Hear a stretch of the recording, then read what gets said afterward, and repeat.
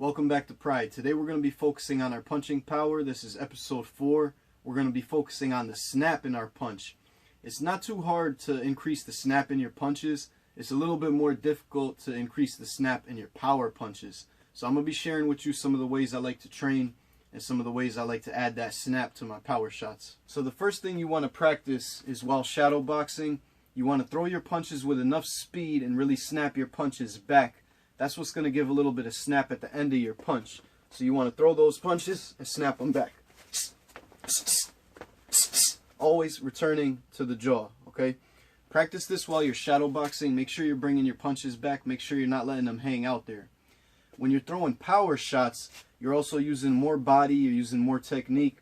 You also want to keep that in mind. Make sure you don't lose technique or lose any power because you're trying to throw faster and just trying to throw sharper and snap those punches back. You still want to add in that body and snap the punches back, okay? One thing that someone might do when they're trying to add snap to their punch is they might lose a little bit of power and they might lose a little bit of follow through with their shot. You don't want to throw your punch and let it hang out there. You want to snap it back.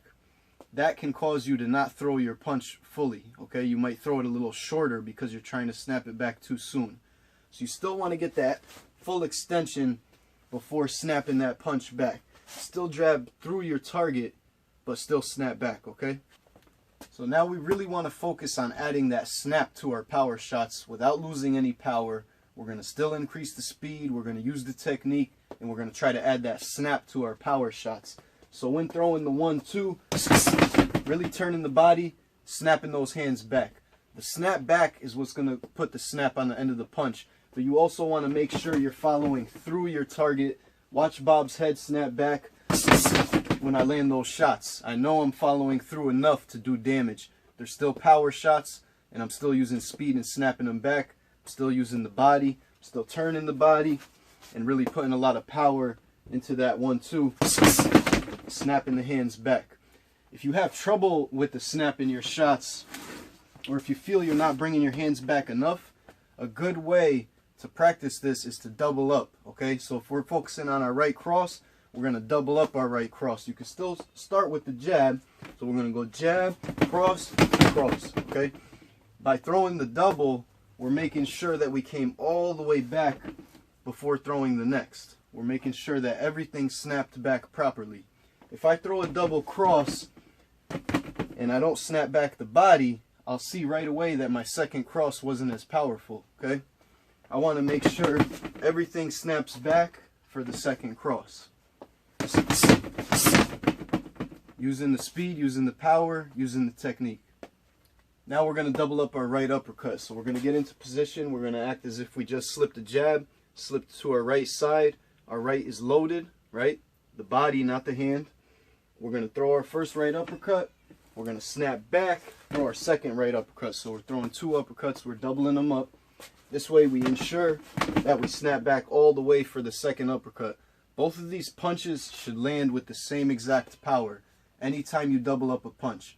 If you feel your second punch wasn't as powerful as your first punch, most likely you didn't snap back all the way. So you're taking away from the body that adds the power, okay? You always want to snap back all the way, so we're going to slip. We're going to throw that first uppercut. We're going to slip again. Throw that second uppercut, okay? We got to recoil our hip so that we can throw the second one with the same power. Follow through. Make sure you see Bob's head snap back. Slip. Now we're going to throw some hooks to the body. We're going to get low. We're going to throw the right hook to the left side. We're going to get low. We're going to get into position. We're going to throw 2. We're going to double up. So that we throw the first one, we snap back, we throw the second one. I want you to really feel and hear the snap of these hooks to the body. When you throw the hook, you throw it tight. You don't stray out too far. Use the hip. Make sure that timing is down. Snap the hand back. You can see in the movement of Bob that I'm putting enough into these shots that I'm not pulling back too soon. I'm not snapping back too soon. So the snap is there with the power, okay?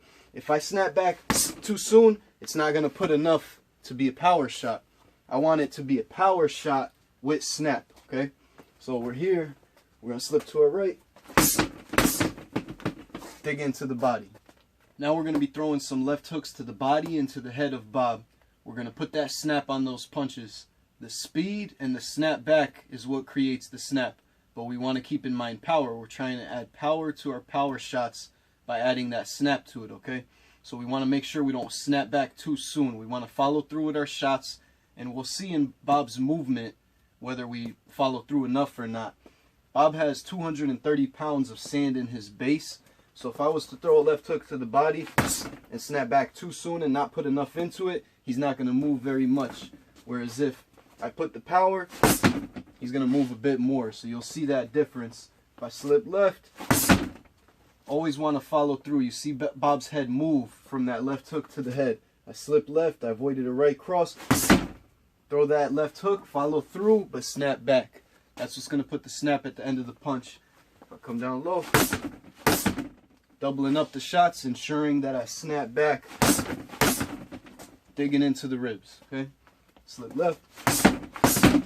So by adding enough speed and snapping back your punch, you're always going to increase the snap at the end of your punch. But when thinking power, you always want to make sure you have enough follow through before snapping back. That way you do the damage you want to do and they're actually power shots.